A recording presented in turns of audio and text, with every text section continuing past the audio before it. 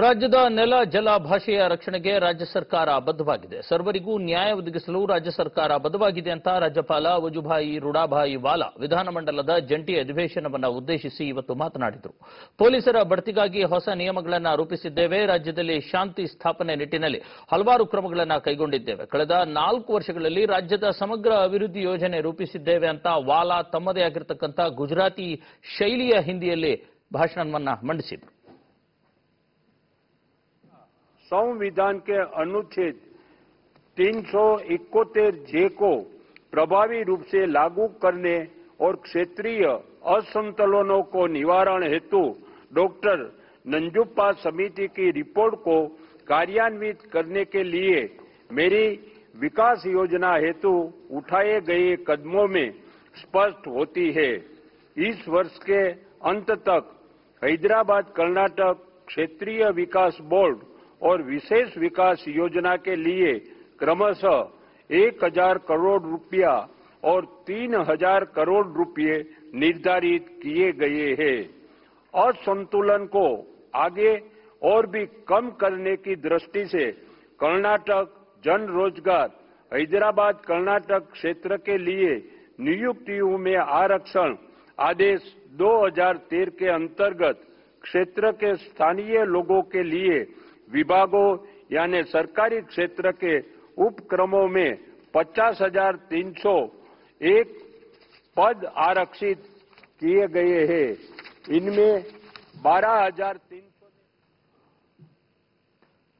ರಾಜ್ಯಪಾಲ ವಜುಭಾಯಿ ರೂಢಭಾಯಿ ವಾಲಾ ಅವರ ಹಿಂದಿ ಭಾಷಣಕ್ಕೆ ವಾಟಾಳ್ ನಾಗರಾಜ್ ಆಕ್ಷೇಪ ವ್ಯಕ್ತಪಡಿಸಿದ್ದಾರೆ. ವಿಧಾನಮಂಡಲ ಜಂಟಿ ಅಧಿವೇಶನವನ್ನು ಉದ್ದೇಶಿಸಿ ರಾಜ್ಯಪಾಲರು ಭಾಷಣ ಮಾಡಿದರು. ರಾಜ್ಯಪಾಲರು ಕನ್ನಡಿಗರಿಗೆ ಮಾಡುತ್ತಿರುವ ದ್ರೋಹ ಇದು ಅನ್ನುವಂತಹ ಆಕ್ರೋಶವನ್ನ ವ್ಯಕ್ತಪಡಿಸಿದ್ದಾರೆ. ನಾನೇ ಇದ್ದಿದ್ರೆ ರಾಜ್ಯಪಾಲರ ಭಾಷಣವನ್ನ ತಡಿತಾ ಇದ್ದೆ. ರಾಜ್ಯಪಾಲರ ಮೂಲಕ ಹಿಂದಿ ಹೇರಿಕೆಗೆ ಕೇಂದ್ರ ಯತ್ನ ಮಾಡ್ತಾ ಇದೆ. ವಿಧಾನಮಂಡಲದಲ್ಲಿ ಕನ್ನಡಿಗರ ಧ್ವನಿ ಸತ್ತು ಹೋಗಿದೆ ಅಂತ ವಾಟಾಳ್ ನಾಗರಾಜ್ ಜನಶ್ರೀ ನ್ಯೂಸ್ಗೆ ಕನ್ನಡದ ಒಕ್ಕೂಟದ ಅಧ್ಯಕ್ಷ ಆಗಿರತಕ್ಕಂಥ ವಾಟಾಳ್ ನಾಗರಾಜ್ ಆಕ್ರೋಶ ಪೂರ್ವಕ ಹೇಳಿಕೆಯನ್ನು ಕೊಟ್ಟಿದ್ದಾರೆ.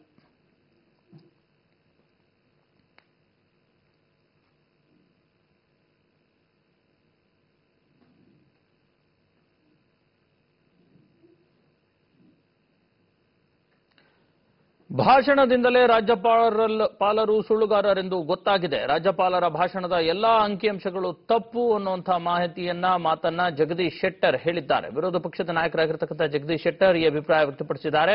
ಮಹದಾಯಿ ಹೋರಾಟಗಾರರ ಮೇಲಿನ ಕೇಸ್ ವಿಚಾರಕ್ಕೆ ಸಂಬಂಧಪಟ್ಟ ಹಾಗೆ ದೂರುಗಳನ್ನು ವಾಪಸ್ ಪಡೆಯುವ ಬಗ್ಗೆ ಪ್ರಸ್ತಾಪವೇ ಆಗಿಲ್ಲ.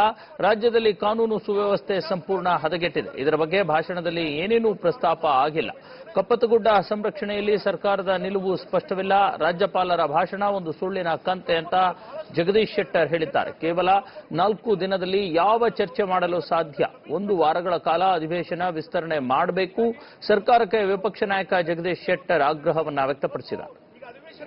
ಕಪ್ಪತ್ತಗುಡ್ಡ ಬಹಳಷ್ಟು ಜ್ವಲಂತ ಚರ್ಚೆ ಆಗ್ತಾ ಇರುತ್ತೆ. ಕಪ್ಪತ್ತಗುಡ್ಡದ ವಿಚಾರ ಅದರ ಸಂರಕ್ಷಣೆ ಮಾಡ್ತಿರುವಂತ ಕಮಿಟ್ಮೆಂಟ್ ಸದ್ಯಕ್ಕೆ ರಾಜ್ಯಪಾಲರ ಭಾಷಣದ ಬರಲಿಲ್ಲ. ಹೀಗಾಗಿ ಇದು ಕಂಪ್ಲೀಟ್ ಒಂದು ಸುಳ್ಳಿನ ಕಂತೆ ಅನ್ನುವಂತ ಮಾತು ಹೇಳ್ತೀನಿ. ಮತ್ತು ಈಗ ಅಧಿವೇಶನ ನಡೆಯುವಂಥದ್ದು ಕೇವಲ 4 ದಿವಸ, ಇನ್ನೂ 1 ವಾರ ಅಧಿವೇಶನ ನಡೀಬೇಕು ಅನ್ನೋಂಥ ಒತ್ತಾಯ ಮಾಡ್ತೀನಿ. 4 ದಿವಸದಲ್ಲಿ ಯಾವ ಚರ್ಚೆ ಮಾಡಲಿಕ್ಕೆ ನಾವು ಸಾಧ್ಯತೆ, ಯಾವ ಪುರುಷಾರ್ಥಕ್ಕಾಗಿ ಈ ಒಂದು ಸದನ ಕರೆದಿದೆ ಅನ್ನೋ ಪ್ರಶ್ನೆಯನ್ನು ಇವತ್ತು ನಾನು ಸರ್ಕಾರಕ್ಕೆ ಕೇಳ್ಬಯಸ್ತಾ ಇದ್ದೇನೆ. ಅದಕ್ಕಾಗಿ ಇನ್ನೂ 1 ವಾರ ಸದನವನ್ನು ನಡೆಸಬೇಕು ಅನ್ನುವಂಥ ಒತ್ತಾಯವನ್ನು ನಾನು ಮಾಡ್ತಾ ಇದ್ದೇನೆ. ವಿಧಾನಮಂಡಲ ಜಂಟಿ ಅಧಿವೇಶನ ನಡೀತಾ ಇದೆ. ಬನ್ನಿ ವಿಧಾನಸಭೆಯಲ್ಲಿ ಏನೆಲ್ಲ ಚರ್ಚೆ ನಡೀತಾ ಇದೆ ಅನ್ನುವಂಥದ್ದನ್ನ ನೋಡೋಣ. ಕಂಪ್ಲೀಟ್ ಒಂದು ಸುಳ್ಳಿನ ಕಂತೆ ಅನ್ನುವಂಥ ಮಾತು ಹೇಳ್ತೀನಿ. ಮತ್ತು ಈಗ ಅಧಿವೇಶನ ನಡೆಯುವಂಥದ್ದು ಕೇವಲ 4 ದಿವಸ, ಇನ್ನೂ 1 ವಾರ.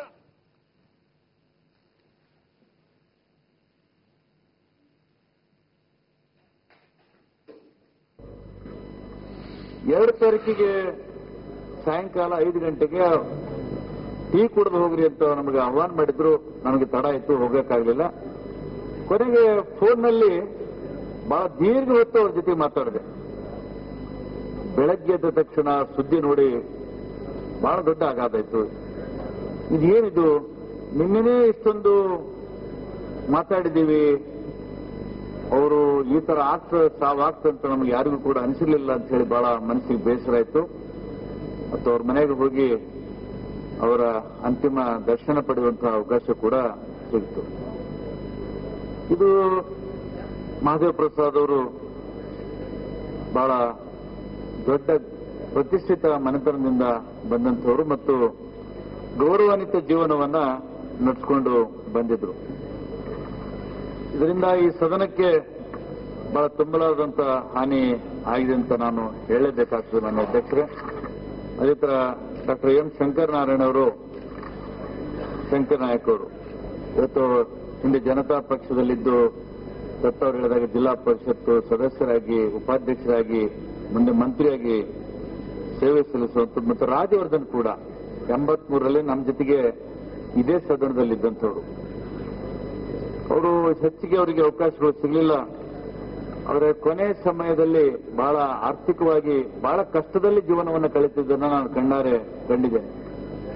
ಅಂಥ ಒಬ್ಬ ಒಳ್ಳೆಯ ರಾಜಕಾರಣಿ ಕೂಡ ನಮ್ಮಿಂದ ಅಗಲಿ ಹೋಗಿದ್ದಾರೆ. ಹಾಗೂ ರಾಜ್ಯಪಾಲರಿಂದ ಚರ್ಚೆಗೂ ಯೋಗ್ಯವಲ್ಲದ ಭಾಷಣ ಮಂಡನೆ ಮಾಡಲಾಗಿದೆ ಅಂತ ವಿಧಾನಸೌಧದಲ್ಲಿ ಮಾಜಿ ಸಿಎಂ ಎಚ್.ಡಿ. ಕುಮಾರಸ್ವಾಮಿ ಹೇಳಿದ್ದಾರೆ.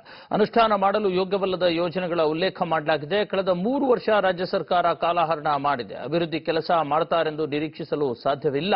ರಾಜ್ಯ ಸರ್ಕಾರದಿಂದ ಅಭಿವೃದ್ಧಿ ಕಾರ್ಯದ ನಿರೀಕ್ಷೆ ಇಲ್ಲ ಅಂತ ವಿಧಾನಸೌಧದಲ್ಲಿ ಮಾಜಿ ಸಿಎಂ ಎಚ್.ಡಿ. ಕುಮಾರಸ್ವಾಮಿ ಪ್ರತಿಕ್ರಿಯೆ ನೀಡಿದ್ದಾರೆ. ವಿಷನ್ ಏನು ಇಟ್ಕೊಂಡಿದ್ದಾರೆ ಮತ್ತು ಕಮಿಟ್ಮೆಂಟ್ ಏನಿದೆ ಸಾರ್ವಜನಿಕವಾಗಿ, ಆ ಪುಸ್ತಕವನ್ನು ಓದಿದ್ರೆ ಈ ಸರ್ಕಾರ ಪುಸ್ತಕದಲ್ಲಿ ಬಂದಿರತಕ್ಕಂಥ ಯಾವುದೇ ಕಾರ್ಯಕ್ರಮಗಳನ್ನು ಅನುಷ್ಠಾನಕ್ಕೆ ತರದೇ ಇರತಕ್ಕಂಥ ವಿಷಯಗಳನ್ನೇ ಪ್ರಸ್ತಾಪ ಮಾಡಿದ್ದಾರೆ. ಚರ್ಚೆ ಮಾಡಲಿಕ್ಕೂ ಅತ್ಯಂತ ಕಳಪೆ ಭಾಷಣ ಇದು ಅಂತಕ್ಕಂಥ ಹೇಳಿಕೆ ಬಯಸ್ತಾರೆ. ಕಳೆದ 3 ವರ್ಷ ಈ ಸರ್ಕಾರ ನಿದ್ರಾವಸ್ಥೆಯಲ್ಲಿತ್ತು.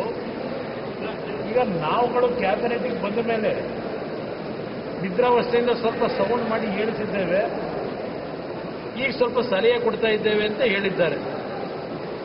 ಈಗ ಅದಕ್ಕಿಂತ ಅವರೇ ಆ ಹೇಳಿಕೆ ಕೊಟ್ಟ ಮೇಲೆ ಒಬ್ಬ ಸದನದ ಗೌರವ ಇದೆ. ನಮ್ಮ ಸಚಿವ ಸಂಪುಟದ ಮಂತ್ರಿಗಳೇ, ಈ ಸರ್ಕಾರದ ಮಂತ್ರಿಗಳೇ ಆ ಮಾತನ್ನ ಹೇಳಿದ ಮೇಲೆ